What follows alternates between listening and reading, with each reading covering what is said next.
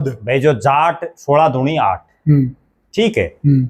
और वो अकेले उन्होंने नहीं, देश में आज तक जिन जिन जाटों को इतने बड़े बड़े पद मिले हैं उन सब ने किया है। चौधरी चरण सिंह जब देश के प्रधानमंत्री बने, अगर वो उस समय प्रधानमंत्री बनने के बाद इंदिरा गांधी के पास चले जाते और वो जाने के लिए भी तैयार थे, लेकिन कोई सारा लागनी बोले चौधरी साहब आप प्रधानमंत्री आप जाओगे बोले, वो फिर उसका जाट आ गया कि दिमाग में, बोला नहीं जाता भाई, वो चलेगी कुर्सी चलेगी, 500 जाट रह गया। आप देखो भूपेंद्र सिंह हुड्डा का क्यों गया राज, बढ़िया बनाया, केवल इन किलकीमारों की वजह से तो गया कि अब वो मोदी जी के किसी काम के नहीं रहे लगता है, ठीक है। जितना उनका इस्तेमाल किया जाना था वो उन्होंने किया। बहुत इस तरह के मुद्दे आए जिनमें जगदीप धनखड़ को बोलना चाहिए था लेकिन वो नहीं बोले। नमस्कार साथियों, मैं हूं आपका होस्ट कुलदीप सिंह पुनिया और मैं लेकर चलता हूं आपको राजनीति की दुनिया। राजनीति की दुनिया की बात करूं साथियों, पिछले 2-3 दिन से बहुत बड़ी चर्चा राजनीतिक गलियारों में गूंज रही है, और वो चर्चा है देश के उपराष्ट्रपति का इस्तीफा। छोटी बात नहीं है, जिस उपराष्ट्रपति का 2 साल का कार्यकाल बाकी था और जो देश का उपराष्ट्रपति कुछ दिन पहले दिल्ली के अंदर एक कार्यक्रम में ये कह रहा था कि अगर ईश्वर ने चाहा तो मैं ठीक अगस्त 2027 में रिटायर हो जाऊंगा, ईश्वर की कृपा मेरे ऊपर रहनी चाहिए। यानी कि उनका जो प्लान था इस्तीफा देने का नहीं था, साफ इस बात से जाहिर होता है। एकाएक ऐसा क्या हो गया कि देश के उपराष्ट्रपति को इस्तीफा देना पड़ गया। और उसी दिन की अगर हम चर्चा करें, उस दिन ठीक 1 बजे बिजनेस एडवाइजरी जो कमेटी होती है उसके अध्यक्ष होते हैं उपराष्ट्रपति, और वो मीटिंग थी। उस मीटिंग में भी सारी चीजें ठीक ठाक थी, उसमें पक्ष के लोग भी थे और विपक्ष के लोग भी थे। और उस मीटिंग को लेकर कांग्रेस के कद्दावर नेता हैं जयराम रमेश, उन्होंने भी बहुत कुछ कहा है और इशारों में उन्होंने काफी सारे बातें क्लियर भी कर दी हैं।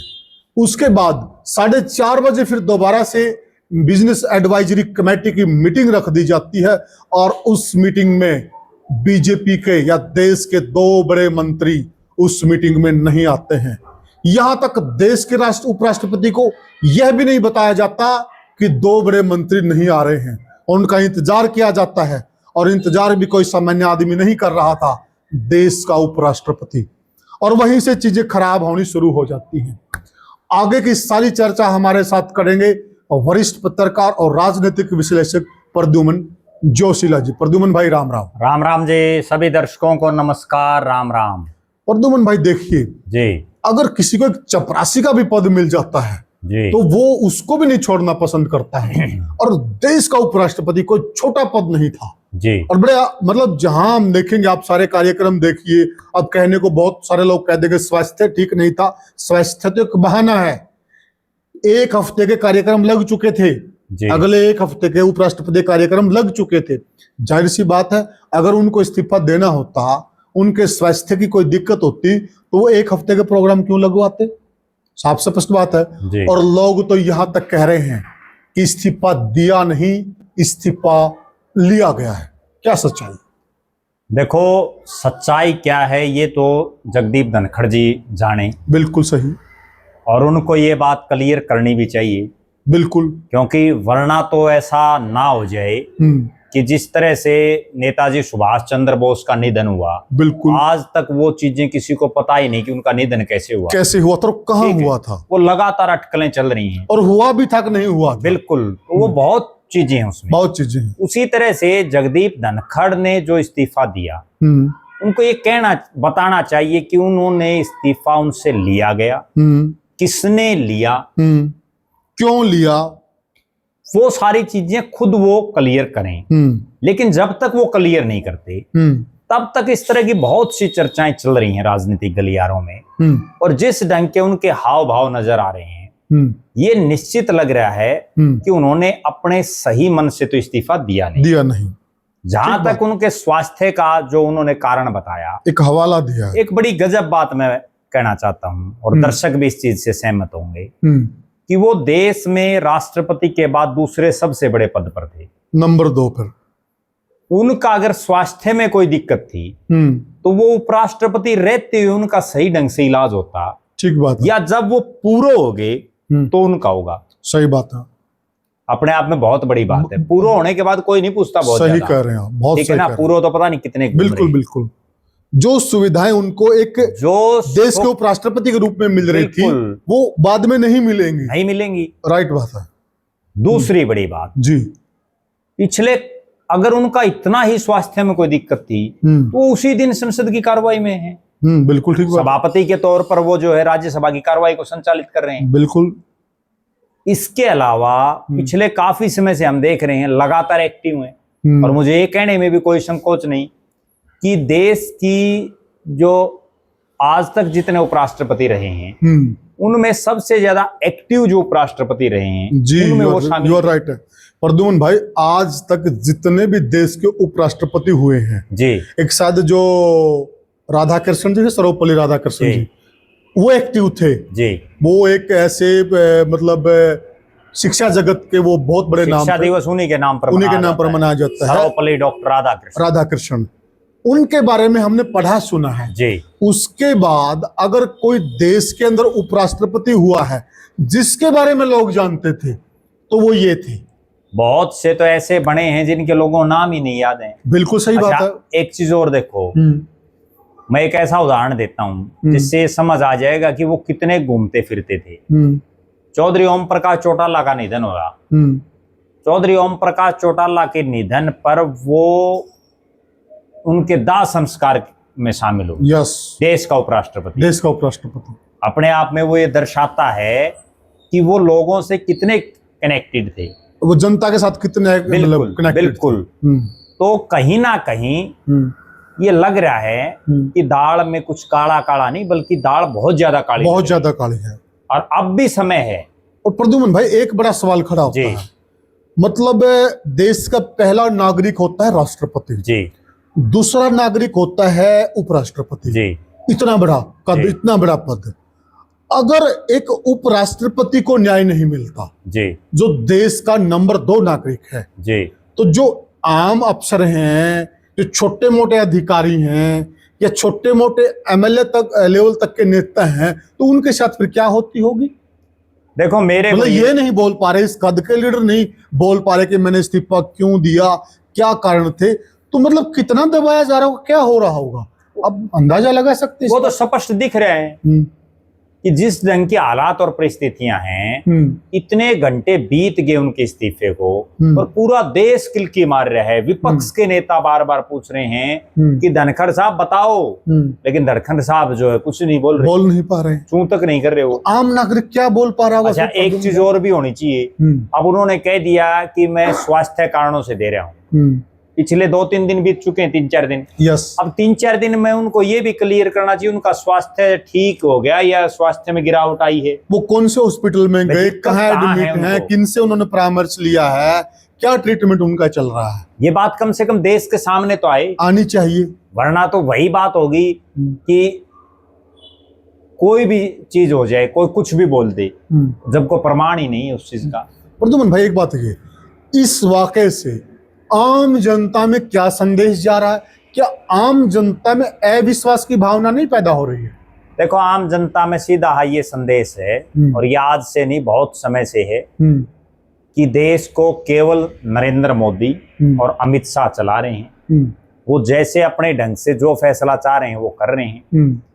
जिनकी नियुक्तियां करनी उनको नियुक्त भी कर रहे हैं, जिनको हटाना है उनको हटवा भी रहे हैं। उसके तरीके अलग अलग हो सकते हैं। तो प्रद्युमन भाई, बीजेपी अक्सर एक बात कहती हुई पाई जाती है जी, कि जो देश की संस्थाएं हैं, जो संवैधानिक संस्थाएं हैं जी, वो बिल्कुल अपनी आजादी के साथ चल रही है जी। उपराष्ट्रपति का जो पद है वो भी एक संवैधानिक संस्था है जी। क्या एक संवैधानिक संस्था का इस प्रकार से इस्तीफा लेना, अब कहने को बहुत सारी बातें ये कह देंगे, लेकिन सबको पता कि इस्तीफा क्यों दिया गया है, सब कोई बावड़ा नहीं आज के दिन, तो क्या ये आजादी है? संवैधानिक संस्थाओं को देखो, एक बहुत बड़ा प्रश्न नहीं खड़ा हो रहा है क्या? असली बात ये है कि अगर कोई गांव में मेंबर के पद से भी इस्तीफा देता है ना, उसकी भी किसी ना किसी को भनक लग जाती है जी कि भाई ये आदमी इस्तीफा देगा।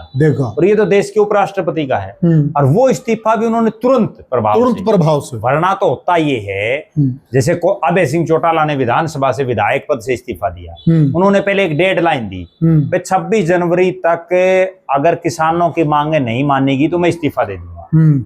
उसी तरह की ये भी बोलते। प्रद्युमन भाई, इनका दिक्कत क्या थी ये नहीं समझ में आ जो रही। तुरंत प्रभाव की बात कर रहे हैं जी, सूत्रों के हवाले से जो खबरें मिल रही हैं जी, 1 बजे बिजनेस एडवाइजरी कमेटी की मीटिंग है, उसके बाद 4:30 बजे मीटिंग है जी, 4:30 बजे वाली मीटिंग में देश के 2 बड़े मंत्री नहीं आते हैं, जी, जेपी नड्डा और किरण रिजिजू। बिल्कुल ठीक है, और उसके बाद दोनों नरेंद्र मोदी जी के बड़े खासम खास। उसके बाद जो उपराष्ट्रपति जी हैं वो अगले दिन 1 बजे की मीटिंग रख देते हैं। ठीक है, कोई बात नहीं, 1 बजे की मीटिंग रखते हैं। फिर शाम को सूत्रों के हवाले से एक खबर मिल रही है कि 8:30-9 बजे उनको ज्योतिरादित्य सिंधिया के घर पे कोई पार्टी थी, उस पार्टी में शरीक होना था और उसके लिए वो तैयार हुए थे। उन्हीं कपड़ों में उनके पास एक फोन आता है कि देश के और बीजेपी के हाईकमान नहीं चाहते कि आप उपराष्ट्रपति बने रहें। उसके बाद वो उन्हीं कपड़ों में जाते हैं और देश की राष्ट्रपति को इस्तीफा सौंप देते हैं। तो इतनी जल्दबाजी, एकाएक इस्तीफा, किसी और काम के लिए वो तैयार हो रहे हैं, तो कहीं न कहीं ये सारा घटनाक्रम सवाल नहीं खड़े कर रहा क्या? देखो, ये लग रहा है कि अब वो मोदी जी के किसी काम के नहीं रहे लगता है। ठीक है, जितना उनका इस्तेमाल किया जाना था वो उन्होंने किया। क्यों? क्योंकि जब वो पश्चिम बंगाल के राज्यपाल थे और उस समय जब ममता से उनका टकराव रहता था, जिस ढंग से वहां के मुख्यमंत्री ममता बनर्जी के साथ उनका टकराव रहा, बहुत जबरदस्त। और यहां तक कि एक मुख्यमंत्री को गवर्नर को ब्लॉक तक करना पड़ा।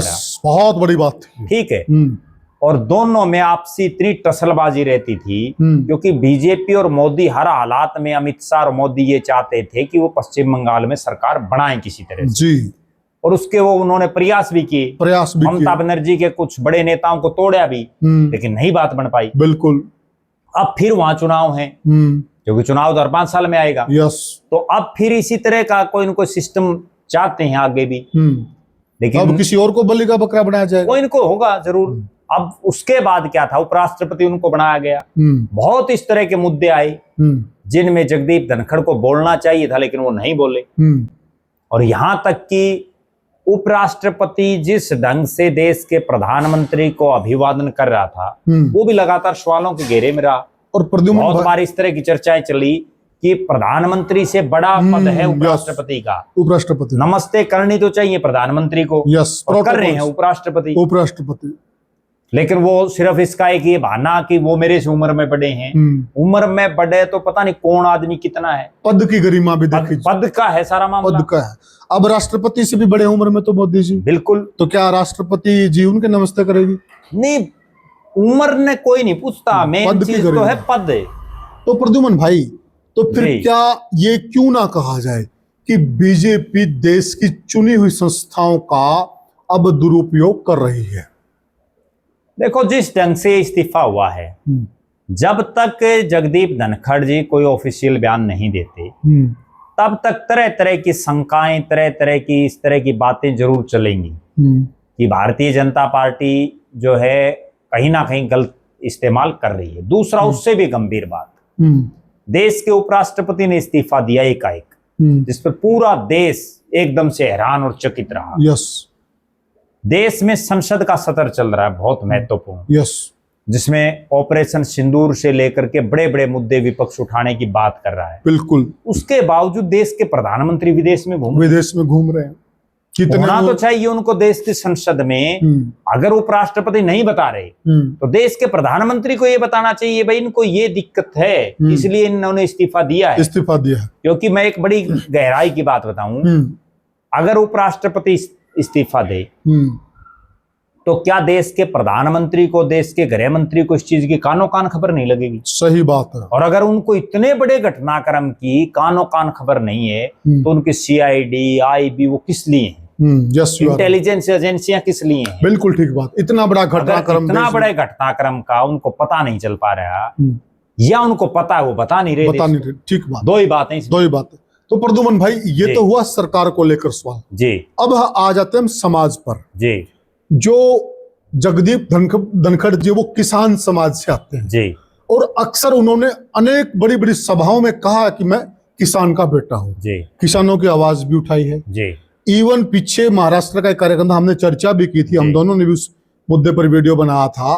वहां भरे मंच से वो देश के कृषि मंत्री से साफ शब्दों में पूछ रहे हैं, कृषि मंत्री जी मुझे बताइए किसान से क्या कोई वादा किया गया था, और किया गया था तो क्यों नहीं पूरा किया जा रहा है?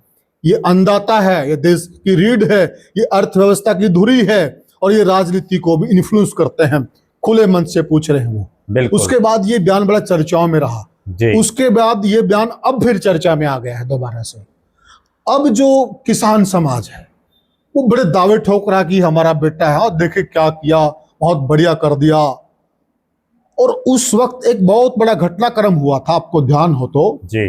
राहुल गांधी जी ने और एक वो तृणमूल कांग्रेस के सांसद थे, उन्होंने नकल उतारी थी इनकी, बिल्कुल, उपराष्ट्रपति जी बिल्कुल की, और राहुल गांधी जी वीडियो बना रहे थे जी। उस पे भी आपने देखा, पूरे देश ने देखा, बिल्कुल। उसके बाद सत्यपाल मलिक ने एक बयान दिया जी। उन्होंने कहा कि झुका हुआ जाट और टूटी हुई खाट कोई काम के नहीं होते हैं जी। बहुत बड़ी बात थी। पहली बात तो सत्यपाल मलिक जी उसी समाज से आते हैं, और दूसरी बात सत्यपाल मलिक जी उन्हीं अमित शाह और अमित मोदी जी की रहनुमाई में राज्यपाल रहे हैं जी। अनेक बड़े पदों पर रहे हैं। वो किस मुंह से ये बात कर रहे थे जी। और दूसरी बात, अब जब इन्होंने इस्तीफा दे दिया है, समाज बड़ा खुश हो रहा है जी। क्या इस समाज की सोच यही टिक गई है कि हमारा कोई बड़ा आदमी हम पद पर बैठा हुआ हमारा नहीं है, और जब पद से उनको हम खींचकर नीचे डाल देते हो हमारा हो जाता है? ये जायज है? देखो कितना बड़ा समाज कहेंगे। देखो मैं एक बड़ी बात और भी कहता हूँ कि जिस ढंग से उन्होंने इस्तीफा दिया, उन्होंने जो एक जाट वाली होती है ना, जाट बुद्धि वाली वो काम भी कहीं ना कहीं दिखा दिया। जो लोग ये कहते हैं इतना बड़ा पद, भाई जो जाट 16 दूनी 8, ठीक है, और वो अकेले उन्होंने नहीं, देश में आज तक जिन जिन जाटों को इतने बड़े बड़े पद मिले हैं उन सब ने किया है। चौधरी चरण सिंह जब देश के प्रधानमंत्री बने, अगर वो उस समय प्रधानमंत्री बनने के बाद इंदिरा गांधी के पास चले जाते और वो जाने के लिए भी तैयार थे, लेकिन कोई सारा लागनी बोले चौधरी साहब आप प्रधानमंत्री आप जाओगे, बोले वो फिर उसका जाट आ गया कि दिमाग में, बोला नहीं जाता भाई, वो चलेगी कुर्सी चलेगी, 500 जाट रह गया। चौधरी देवीलाल को मतलब संसदीय बोर्ड ने ये कह दिया भाई हम प्रधानमंत्री बना रहे हैं जी। और फिर वो यूं कह रहा है, वो फिर जाट बुद्धि आ गई कि नहीं भाई मैं तो जो है बोला ताऊ हूं ताऊ रहूंगा। अरे ताऊ तो तू प्रधानमंत्री बन के भी रह सकता साहब, ठीक है ना, लेकिन नहीं, उनको बना दिया, वो फिर वीपी सिंह को बना दिया, ठीक है। आज एक तो आप ये देखो कि अगर चौधरी चरण सिंह 5 साल देश के प्रधानमंत्री होते जी, तो जाट समाज का और किसान वर्ग का कितना उद्धार होता जी। चौधरी देवीलाल देश के अगर 5 साल प्रधानमंत्री बनते तो कितना जो है और ज्यादा फायदा होता, उनके परिवार को कितना फायदा होता, उनके साथ लगने वालों को कितना फायदा होता। अब फिर सत्यपाल मलिक को राज्यपाल बनाया गया। राज्यपाल जब तक नहीं बने तब तक तो बीजेपी के खूब गीत गा रहे थे, और जैसे ही राज्यपाल बन गए उसके बाद कुछ एक समय के बाद उनके भी वो जाट दिमाग में बढ़ गया।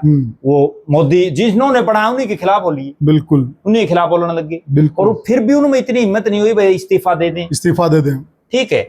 उसके बाद जगदीप धनखड़ देश का उपराष्ट्रपति का पद। देखो मैं एक बड़ी गंभीर बात बताता हूँ, आज उन्होंने इस्तीफा दिया, एक जाट बुद्धि का यूज किया, तुरंत मारा फेंक के।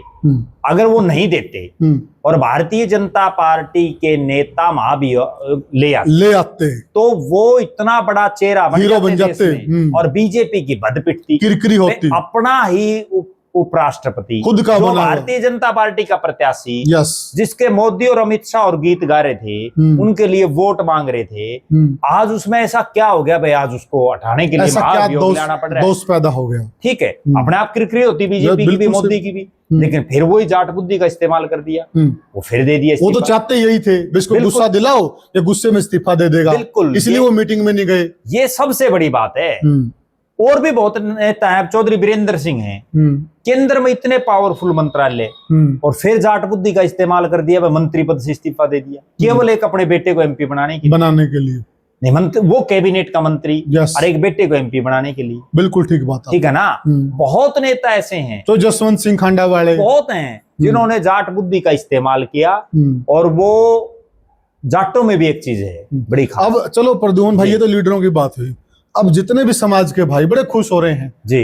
मतलब अभी तक ये कहते थे कि ये तो असली जाट नहीं है जी, ये तो असली किसान नहीं है जी। और अब जब इस्तीफा दे दिया ना जगदीप धनखड़ का, उनकी शान में कसीदे सोशल मीडिया पे देख लो, बाहर आ रही है ऐसी पोस्टों की। आपको मैं एक बड़ी बात बताऊं, जगदीप धनखड़ जब उपराष्ट्रपति थे ना, तो हरियाणा, राजस्थान, उत्तर प्रदेश, दिल्ली, पंजाब के बहुत से जाट समाज से संबंध रखने वाले नेता और साधारण लोग भी उनके उपराष्ट्रपति भवन में उनसे मिला करते, और वो उपराष्ट्रपति मिला करते। अब जो नया उपराष्ट्रपति बनेगा ना, या नया न छोड़ो, इससे पहले वेंकैया नायडू था, डिनर करा के लंच करा के भेजते थे। मैं वही बता रहा हूं, वेंकैया नायडू था, ये कितने जाट समाज के नेता गए थे उसकी कोठी पे। सही बात है, चाय भी पी के आए हो, मिलना तो दूर की बात, मिलना छोड़ो, उनका यूं कोठी के नजदीक के गए हो, गेट के हाथ ला के आए हो। ठीक है।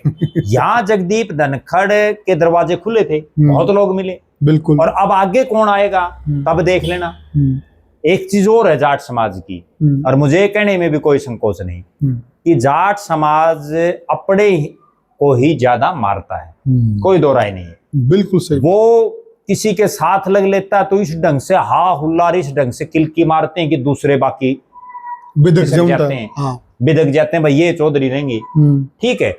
और जब लगता है उसके साथ है, पहले तो दूसरे ने बिदका दे है, फिर उसकी भी कड़काट दे और उसका गला बिगाड़, लेकिन उन कड़ेगा नहीं छोड़ता। आप देखो भूपेंद्र सिंह हुड्डा का क्यों गया राज, बढ़िया बनाया, केवल इन किलकी मारों की वजह से तो गया। बिल्कुल, जिन्होंने किलकी मारी, चौधरी ओम प्रकाश चौटाला को किसने खराब कराया, केवल इन किलकी मारने वाले।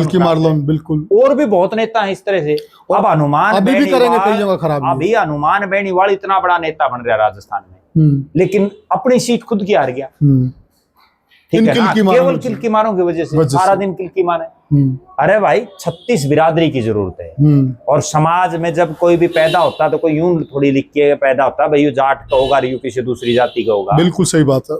एक बड़ी गंभीर मैं बात और बताऊं आपको, ये जो बड़े नेता है ना, जब तक ये किसानों के नेता बन करके रहते हैं, जब तक ये 36 बिरादरी के नेता बन करके रहते हैं, तब तक ये राज में आ जाते हैं। और जैसे ही ये एक जाति के नेता बन जाते हैं, बिल्कुल, जैसे ये जाट के नेता बन जाते हैं, फिर इनका असर देख लो आप। बिल्कुल, उसी टाइम ये धड़ाम से नीचे गिरते हैं। ठीक है ना, जरूरत सबकी है, बिल्कुल, और सबको सबकी जरूरत है। बिल्कुल।